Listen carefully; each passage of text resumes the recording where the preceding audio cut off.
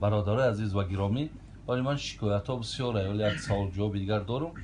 یک خواهر دیگر زنگ زده است، میگه حاجی بابا 2 سال شید مردکم در روسیه چیکارش کنم پولی او را پولش روی میکنه که چیکار کنم پولش 2 سال شید منم نفس دارم. ببین توی اندازه را یا گبزه نمیتونستند، ضرور شدند، مجبور شدند. میگه من نفس دارم. آتا و چش نمیمانش که بیاید زنگش میزنم نه یا یک باره مقصد کاراتا بود که باید بیو. برای همین برادران عزیز و گرامی، مقصدم از این حدیث چی است؟ ما حق زنها را باید ادا کنیم. حضرت معاویه ابن حیده گفتگی، نفری که پیش حضرت آمد که یک حدیث مشهوری است که بسیاری همین داملای ما ایرا در همین بابهای نکاح میارن. میگه وقتی آمد ای حضرت پرسید که زن بالای من چه حق داره؟ حضرت گفت ان تطعمها اذا طعمت و تکسوها اذا اکتسیت، پوشانیدن لباسش به گردن تای، ولا تضرب الوجه، حق دیگری که بالا داره حق دست بلند کردن زدن نداره. 3 4 ولا تقبح، حق دیگری که داره حقارت کردن در زنده حق نداره حقارت کنی. حضرت معاویه را فهمید. اونها برادر عزیز نمیگفتن که آخی چه خیل ما نمیشوایی، نه گرفت معلومات گرفت فرمان گرفت اگه پای اجراش میشید.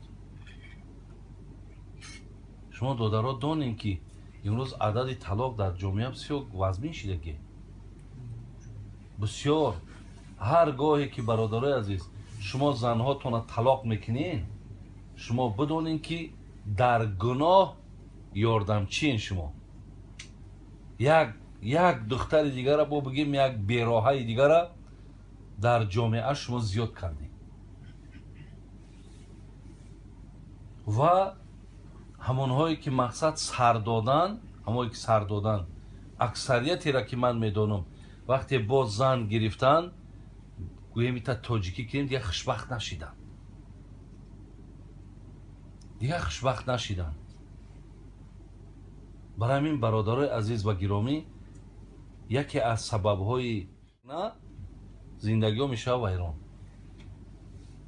با ما یک سادگی داریم برادرها که همین فقط چی میگیم، انا وقتی یکان جا برو آمدیم همین نکاح طلاق ما در دست اینمی اکای ما، طلاق ما مثال نمی دستی اکام ده یا دستی دادرم ده یا دستی آتم ده، حیران میشه به این مثال معامله تو میکنی. حاضر خدا پرده کنه برادرها، با خدای مهربان قسم من ده ها معلومات دارم، من ادرس هاشون دارم.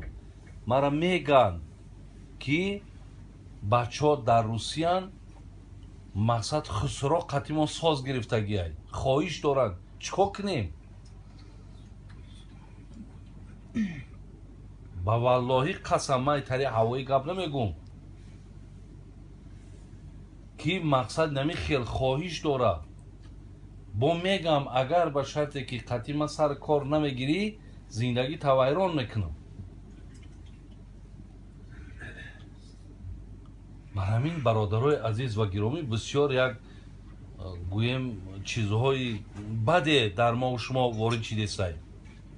همه همین در کدام وقتی که ما رعایت نمیکنیم یا دیگر را نمیفهمیم و حواله همون زنمونه بعد در تصور که یکی من وقتی زن میگیرم میبرم خانه من، در خانه ما 10 کس زندگی میکنن. همین زنی ما باید همین 10 کس قطعی باید ساز باشه. من خودم قطعی شما ساز نیستیم یا اگه جو ساز میگی خودت قطعی آتا و چت ساز نیستی، تو خودت قطعی خواهر اپت ساز نیستی. یه ای کجا دیدی همه ایرا میوه، یه ای کجا همه او در خدمت که میتونه. شما ایرا برادرها من این گپا را وقتی میگم من فرزند خودم پیش نظر میارم. شما فرزندای خودتون دختر خواهرای خودتون پیش نظر بیارید. آیا همین امکان داره یا نداره؟ نداره. همین نداره که شریعت همون را гуфтааст ки бояд фақат ва фақат зан хизмати шавҳара кунад. дигар номи ҳеҷ кара нагирифтае. беҳуда шариат бародари азиз ихел далолатҳо фармоишҳоро намемонад. аллоҳи меҳрубон ҳамаи моро вақте офарид медонад ки мо аз кадом кора ӯҳдаш мебуроем ва кадомш намебуроем. барои ҳамин аъзамбой бародари азиз масъулият дорӣ ба зиммат. ин бисёр масъулияти гарон аст. бисёр шумо ин чиза ҷиддӣ қабул кунед ки мақсад зан фақат ва фақат як бачаҳои мо қадди духтаромон ҳамин дар хаёлшон дар мадди аввал як чизае ҳамин ховхез фақат ҳамин зана вақте мегирӣ ку ҳамин мақсади аввалин дараҷат ҳамиае. духтарам ки боша ҳамин хелае. лекин майлаш охӣ ин қонуни илоҳӣ аст. ин фармудаи аллоҳ аст. ин ягон ҷои айбу ҷои ягон камбудш нест. вале бояд эҳсоси давом додани зиндагиро бояд дошта бошад. вазифаҳои ман мақсад дар ҳамин зиндагӣ ай чӣ иборат аст? ман бояд чӣ кор кунам? ёро мо бояд донем бародар азиз. анамин бисёр барои мо муҳим аст. бисёр. пайғамбари нозанин мегӯяд ки ло яфрак муъминун муъминатан ин кариҳа минҳа хулуқан разия минҳа охар. ишора ба сӯи азам аст.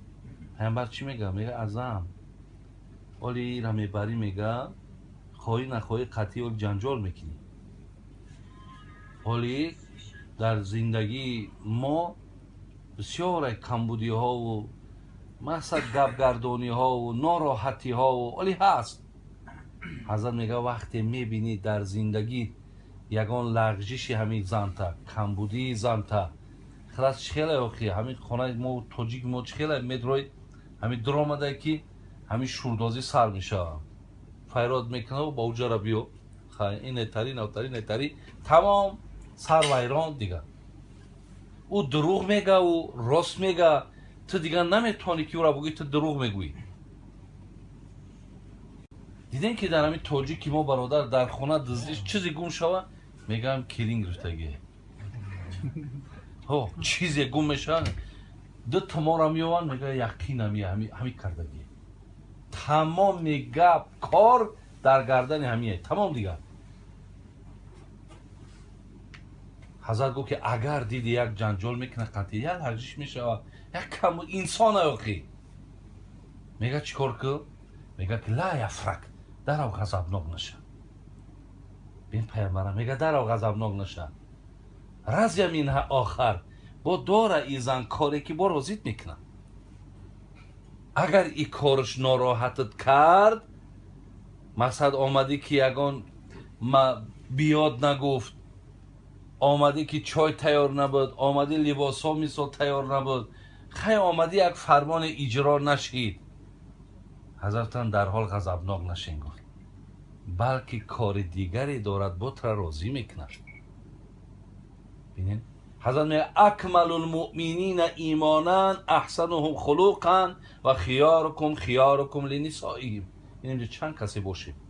ҳазрат мегӯяд байда аз ҳамада имони мустаҳкаму имони комила кияй?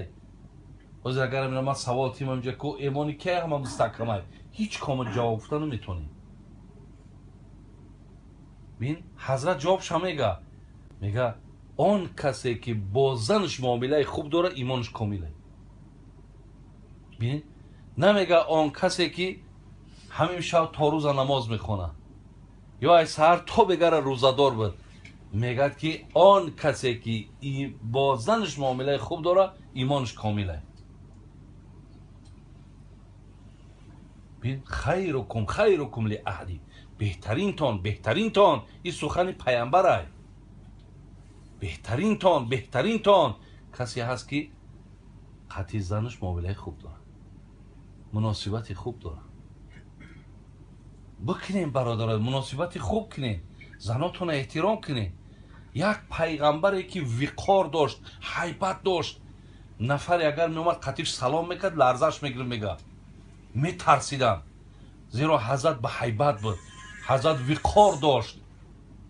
وقتی که همو حضرتی که همی وقار هیبت داشت، گفتنش که من احب الناس الیک یا رسول الله. حضرت ای همه کی را بسیار دوست میداری؟ گفت عایشه. حتی نام زنش گرفت. باز اگر در این جمعیت برادر عزیز من قاری امردین پرسم که انا کی را بگه که زن ما دوست میدارم، همه میخندم، میگه این چی میگه؟ حضرت گفته زن ما دوست میداشتم. گفتن حضرت اونا فکر نمیکردن که رسول الله نام عایشه را میگیرن. گفتن البته که یگان تمام میگه که یگان در گردش جمع شدگی مردکا. گفتن حضرت مقصد ما مردکا بود. گفت پدر عایشه را دوست میدارم، ابوبکر را دوست میدارم. بین دوست داشتنش پیامبر اظهار کرد، یگان جای کمبودش نشید کو، یگان جای عیبش نشید کو، یگان جای پس رفتنش نشید کو که این زنش را دوست میداشته. برای همین برادرها و خیلی دادرای عزیز حرکت کنین که من چیزی گفتم قال رسول الله گفتم یا قال الله گفتم، من از خودم چیزی اضافه نکردم. برای همین چیزی را که الله و رسول که گفت ما تنچکر میشه. برای همین برادرای عزیز و گرامی دخالت های نادرستی خانوادگی را حتما دیدن در کار. چندین نفرها از همینجا طلاق کردن، از روسیه طلاق کردن، بعداً با گشته که بابای حاجی همین کار در همین مادری ما دخالت کرد نادرست بوده، در همین کار دادری ما دخالت کرد نادرست بوده، ما 3 طلاق کردیم، چیکار کنیم؟ مرا رای حل شو بیو. از این لحاظ برادرای عزیز و گرامی مقصدی منم از این سخنها همینه که شما هم احترام بر خانوماتون بگذارین، دوستشون بدارین، حرمتشون کنین. مقصد چیزی که هست، ما اگه بسیاری چیزهامونه در مردم غیر مسلمان میبینیم. مثال یک دسته گل تا مردنش زن ما و تو گل نمیبینم، میم برا میروه ایتر یک از بیاره گل بتا. دیدین در دیگه مملکت ها زنها در گل میارن میتن، هم یک دسته گل اگر مقصد بیاری که خوش به حالت یکی اگر در خانه یگان آتا و چت ببینه قورته میکنه که تو ایده مثال با این چی کار بود، ما مردیم بچه هم کلانج دیم و تایت یک دسته گل ندیم، با تو سینی کی رفته؟ بینین با اینها برادر، با این کردارامون زندگی را ما میدونین خوب میکنین، نغز میکنین. برای چی پیامبر گرامی میگه اگر یک دانه مویز در دن زن بگذاری بالاترین صدقه به سوی الله هموای. اما ها یاد دارین که قطعی زناتون کی خوردگین در طبق ما نمیخیریم برادران. انمی خطاگی ما و شما های. من اینها را به خاطر اون گفتم برادر، اینجا من میبینم همه جوانی حرکت کنین که زن حق داره، حقای زنکا را پایمال نکنین که پیش در قیامت داره. در این جواب میگین کسی در زندگیتون دخالت میکنه تحقیق کنین، در حال خلاصه نبرورین، در حال تحقیر و توهین پیش نکنین که بعدا پشیمان میشین. حضرت جان بولیگه با مبارک باشه. انا مسئله وقتی که زنک خانه هم بردی انشاءالله مقصد پیش از هم خوابگی هم میگه حضرت ثابت پدر امام ابو حنیفه نعمان داشت، نعمان نام داشت، صاحب مذهب ما و شما. ابو حنیفه نامشون چی بوده است؟ نعمان ابن ثابت. وقتی میگه ثابت با همراه مادر ابو حنیفه خواستن که شب اولشون بود نزدیکی کنن، گو خوب می شود که هر دومان اول 2 رکعت نماز یک دو رکعتی که به خاطر شکرگزاری که الله مهربان ما را به این روز خیر و روز نیک رسانید. اکو یک 2 رکعت نمازی که این نه واجبه نه فرضه نه سنت، فقط به خاطر آنه که مقصد ما را خداوند به این روز رسانیدی، ما در پیشگاه تو سجده میکنیم و بعد نماز که بود کردم دست ما میبردارم میگم الله مهربان، مادامی که امروز که من صاحب یکی از نعمت ها شدم و چگونه ای که خلیل تو ابراهیم دعا کرد رب هب لی من الصالحین، خدایا فرزند میتی، فرزندی صالح میتی، این فرزندی خوب میتی. مادام همین که باشد ما اگه دعا میکنیم قطعی خانومم یک جایه مقصد زنک من دعا میکنم تا آمین بگو خدایا جمع من جمع خیر بگردان، خدایا از جمع ما فرزندی خوب، فرزندی که هم صورت خوب داشته باشه و هم سیرت خوب داشته باشه، خدایا برای من نصیب بگردان، خدایا همین مشکلات های زندگی ما آسان کن، خدایا بعض نافهمی ها و بعض مثال سختی هایی که در زندگی های از زندگی ما دور بگردان، خدایا از همه چیز مهمی که برای ما هست این اطاعت تو است، خدایا از اطاعتت هیچ وقت دور ما نکن. خدایا همیشه نگاهی مرا، همیشه توفیق مرا در همین زندگی حلالم بگذار. بعد او دعا میکنی و بعد برادر عزیز دستی خانم تمه گیری و بعد میره مقصد با او همنشین میشه، با او همخوابه میشه و پیش از همخوابگی هم با دعا میکنی خدایا این جمع ما را هم نیک بگردان و از بین ما شیطان دور بگردان، از ضرر شیطان ما را نگه بدار. افتاد دعا میکنی بعدا انشاءالله دیگر همه کار نیک و خیر میشه. این از اون چیز برادر عزیز تعلیماتی که من اندک که به خاطر که دیگر این لحظه های ساعت ها را مقصد وقتش فراگیری نبود، من برای شما میگم یک نکته بس است، اگر شعور است ورنه چو چراغ پیشی کور است. برای آدمی با فهم خودش یک نکتهش هم کفایت میکنه و ایلا اگر آدمی که همین تا نگاه کدمه را و هشش در کدام قور و گوری دیگه بود، برای او میگرند یک آدمی نابینایی که در پیشش چراغ. برای آدمی نابینا چراغ چی در کن؟ الله باز هم توی مبارک کنه ازم جان، خدای مهربان توفیق تیاد که اون سه گفتیم با اینها مقصد پایبند عملت گردانه، یک زندگی خوب بده، یک زندگی نیک بده و زندگی حلال تان بده. خداوند توفیق در بینتان حکمران کنه و الله مهربان همه دادرای ما را هم بر روزهای خیر، بر روزهای نیک الله مهربان برسانتون. ربنا تقبل منا انك انت السميع العليم وتب علينا انك انت التواب الرحيم.